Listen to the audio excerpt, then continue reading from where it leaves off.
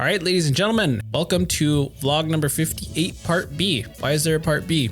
Well, the last video was going to be too long if we included all the clips from this current session, as is the next video, but we already sent the next one as episode 60 to the editor. Therefore, we're going to get out of sequence if we call this one episode 60. So we're going to call it, or 59, sorry, rather 59. So we're going to call this one 58 part B. It's a little shorter than the normal ones, but there's still some interesting spots. Last video was from a Thursday session. This one is the immediate Friday afterwards. I'll post the actual date during the Outlaws intro. That's all I got for you on this intro. We didn't post the session stats from the last video, so we'll take care of that one plus this one at the end of this video, so stick around if you want to see those numbers. If not, enjoy the poker. Catch you guys in the outro.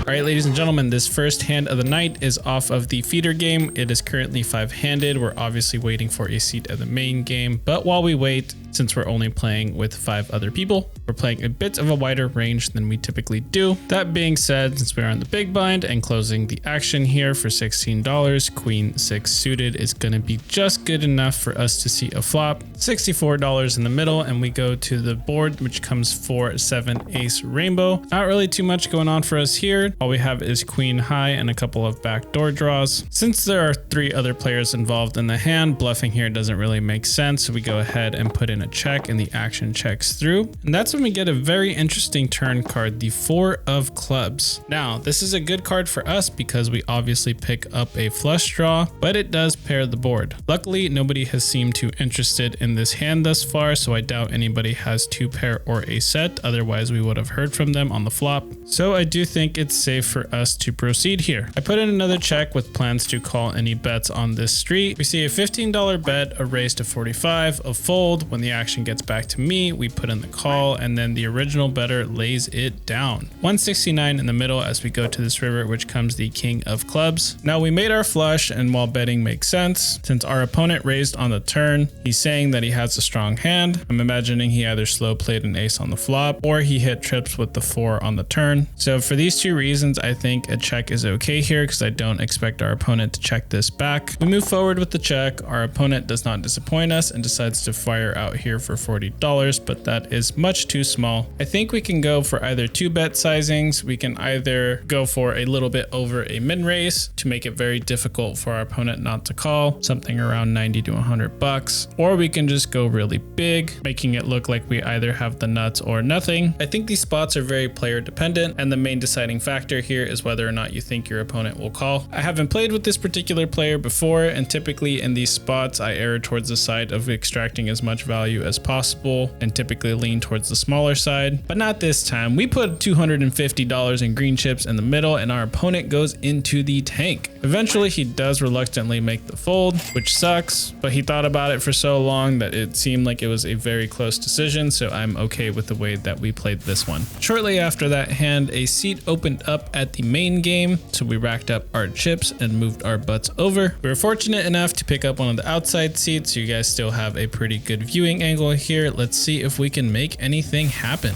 For this next hand, we pick up 9-10 suited in middle position. There's a $10 button straddle. Under the gun decides to flat the 10, and when the action gets over to me, I think it would make sense to raise. I really don't want to play 9-10 suited from middle position without being the pre-flop aggressor, and putting in a raise now would give us that aggression. But if I flat here, it might encourage some other players to flat behind us, and I know my boy Jensen sitting over there on the button is very likely to squeeze if a bunch of people try to get in here for cheap. Maybe overthinking this a little bit, but either way, we do decide to just put in the $10. Unfortunately, it folds over to the big blind who puts in the 10, but my boy Jensen does not disappoint. He does squeeze here. He throws another $50 on top. Big blind gets out of the way, under the gun calls, and closing the action here, I am definitely going to put in the call with 9-10 suited. 160 in the middle, and we go to this flop, which comes king 3-3. The action goes check check, and Jensen decides to fire out here for $100. I'm not not convinced that Jensen has a king in this spot. Considering floating here, checking the turn to see what he does. If he slows down, we'll then fire the river, just considering that the board doesn't get worse for us. A 9, 10, or spade on the turn would be a really good card for us. So as discussed, we do put in the call. There's now 360 in the middle, and we get the 8 of spades on the turn. Now we could bet our flush draw here, but what I'm really looking for is information. If Jensen has the king, he's going to continue betting, at which point we can call, and if we hit the river, we can lead out going for value. But if he doesn't have the king, like I mentioned, he's most likely going to check this back. And then if we miss our flush draw on the river, we can just lead out and get him to fold, hopefully. So we check as planned. Jensen checks it back after a second or two, and we see the jack of spades on the river. I very quickly check, hoping this gets interpreted as weakness. Jensen says he wanted to take a stab at it, but doesn't think he's going to get us to fold our king, but that's not what we have. Don't worry, Jensen, I'm as surprised as you are. This next hand is nothing short of a Shakespearean tragedy. We're in middle position with pocket 10s. There's a $10 button straddle again, but this time we are not going to flat. I raise it to $45, and then Fadi to my left re-raises it to $200. I love you, buddy, but stick it where the sun don't shine. I know you're sitting on jacks or better, and this is annoying. Why do you always have a bigger pair than me? Whenever I have a pocket pair, this shit is just unfair. I'm gonna flat your ass and hopefully hit a set here on the flop, but to my surprise, we have 2 players behind me going all in. What is this, man? There's no way. There's just absolutely no way. We have to drill a set. There's no way between all these players that somebody doesn't have aces and kings here. This is just absolutely nutty. Man, I hate having 10s in this spot. I almost just want to call because the pot odds are kind of insane, but they're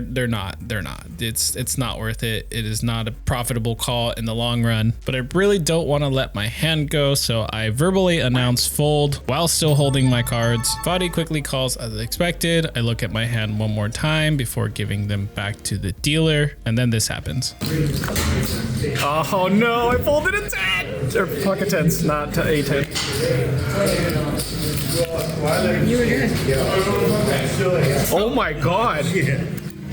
You hate to see it, folks. We knew exactly where we were at and made the right fold, but it sucks to see that we would have won this one and taken down a nearly $3,000 pot. For this next hand, I looked down at ace king suited under the gun and opened to $15. We instantly get repopped by Fadi to our left to $40. The action folds around to the big blind, who decides to come along for the ride for 40. And when the action's back on me, I think sometimes raising here with ace king suited is okay, but considering we already opened and got 3-bet, I think Fadi is often just going to have a pretty big pair in this spot. And if I go for a 4-bet here, I don't want to face a 5-bet or a jam. The only other hand I could see him doing this with is ace king, but considering we're holding ace king, that's pretty unlikely. So we just put in the call, $120 in the middle as we go to this board, which comes 3, 4, 5 with 2 hearts. Just about as good as it can get without actually making a pair. The action checks over to me.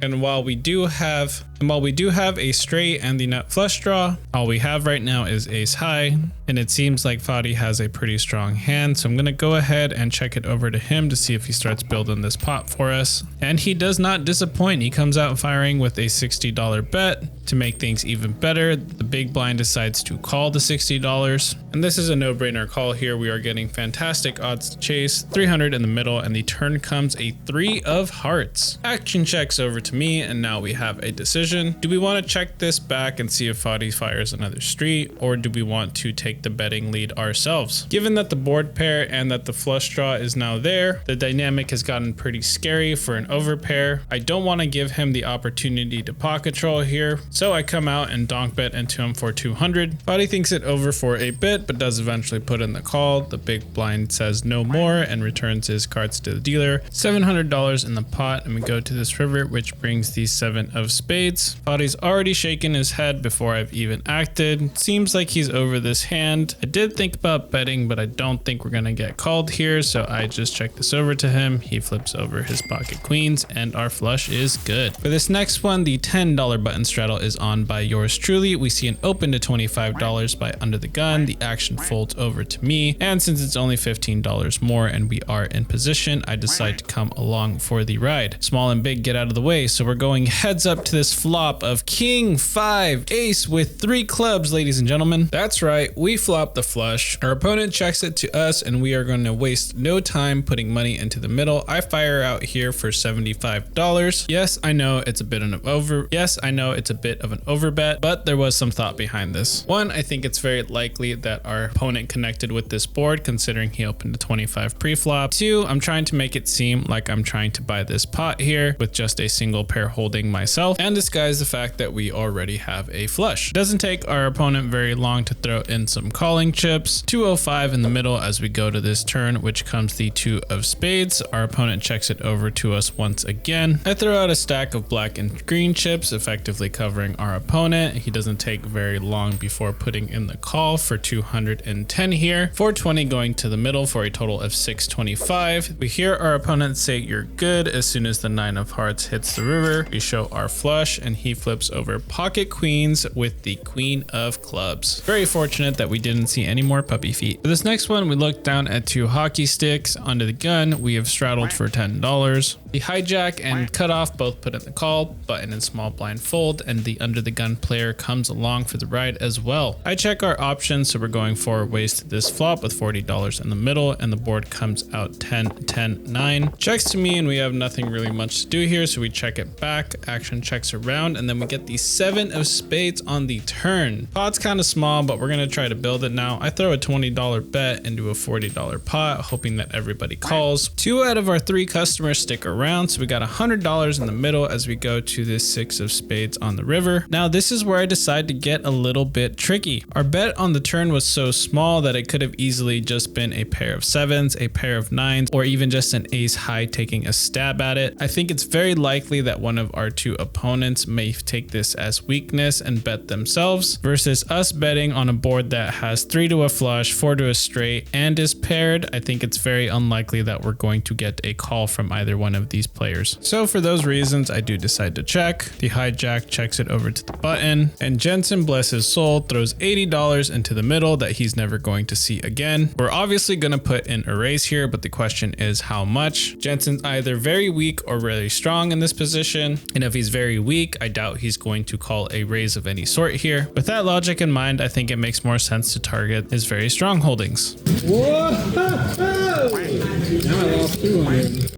Sorry to hear that, buddy, but I'm always happy to make 150 bucks. And with that, ladies and gentlemen, the video is coming to a close. I was getting some good B-roll footage of the stack and then put all the chips up nice and neat to get a picture of my thumbnail, and Fadi took it upon himself to knock my entire stack over. So then we had a look at a hand, got dealt ace king, saw a bet behind us, and decided to throw some chips in the middle. You got ace king suited. You gotta play the hand. We can't just throw that into the muck even if we were about to get up. And it's gonna take us a while to stack all these chips back up and then get them in the rack. So might as well play a little bit more poker while we're working over here. Anyhow, this hand wasn't anything very eventful. I raised it to $60. We got 1 caller, heads up, went to the flop. I c-bet on a flop that just contained a bunch of little cards. Our opponent folded and we took this one down. So eventually we got the chips all stacked back up, went to get some B-roll, and Fadi was up to his shenanigans as per usual. And as I went to go get some racks for my chip stacks, they mysteriously fell over again. I can't explain it. Not sure how this happened. I think just the weight of the gravity from all the chips being stacked up so high pulled them onto the felt. And then Fadi was nice enough to help me stack them into the racks. But before we go, we can't leave without doing a PLO flip. You guys know the drill. Predetermined amount of money goes in before the flop. All 5 cards get dealt up. Each player has 4 cards in their hand, and then we're going to flip 1 at a time, going all around the table to see who can make the best hand. Doing it for $100 this time. 7 people are involved, so there's $700 in the middle. Let's go to the clip. 3. You gotta beat a 3. Herbates. And the 3. Oh, he's got one of my own. Beat a pair 8. Pair 5. Otro. Keep going. He's got queens. Pair of queens. 6. 6. Pair of 6. Pair of 6 is gonna flush draw. Diamond. No flush. No straight draw. No flush. Oh, you gotta get 3 6s. 3 6s. 3 6s. I'm not with this one. 9. Flush or straight. Wow. 7. Deuce. Oh no, I think I'm dead. I'm dead. Yeah, I'm dead. Yeah. Just, No straight. You get the straight. No, straight. That's a crazy board. No, these two got the best chance of winning. These ones that matter. Yeah, I beat 3 6s. All right, Aaron, you got this, Aaron. 3 8s or 3 kings. The kings are Oh, the chain is good for you? Oh, that's it. That's done. That's No done. more. King. Queen, come on, queen. Drawing dead. Yep. Come on. He's got another 8 down there? He's got another 8 down there? Nobody showed Another 8? He's a queen. queen. Caballo. Queen. Showed a queen. Either. Oh,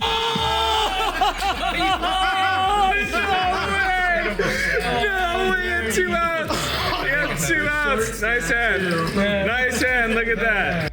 I know these PLO bomb pots are just straight gambling, but they really feel like a fun, cool, light way to close out the night. Obviously, these guys are going to keep playing because I'm the only one getting up right now, but I love closing the vlogs with these. They just feel like a good time. And you know, throwing $100 in there and potentially making 600 feels like a pretty good return on your money. That's it for the poker. Let's head out to the outro to get the session stats. All right, ladies and gents, I hope you enjoyed it, even though it was a bit of a short video. Like I mentioned, we had too many clips to include on the next one. It would have been like almost 30 hands, which is, man, that would have taken me forever to do. So yeah, let's jump into the stats real quick. This session from today's video was from February 28th, switching over to the desktop view. All right, so we bought in for a total of $800 originally, cashed out $1,875 for a grand total of $1,075. Session was pretty short, so we had a pretty good hourly.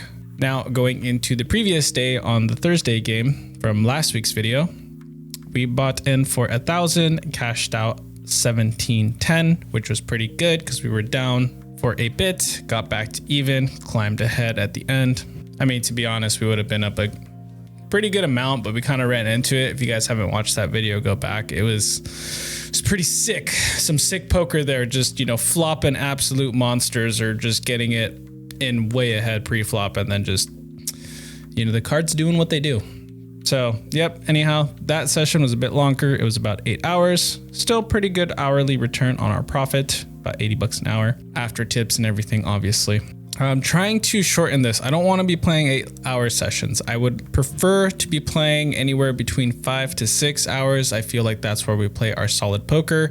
In this session in particular, we were doing all right, but in general, I would like to stick to about 5.5 hours. If we go to 6.5, whatever. If we cut it short at 4.5, also fine. But I feel like that's a pretty good amount, you know, with getting up a couple times, getting some air, eating some food throughout the session, you know, that's good baseline. So we'll see if we can make that adjustment and start not playing as long of sessions. And now let's break down our month of February stats. These are not very good. We got stuck a lot of money at the start of the month, but we're in the green.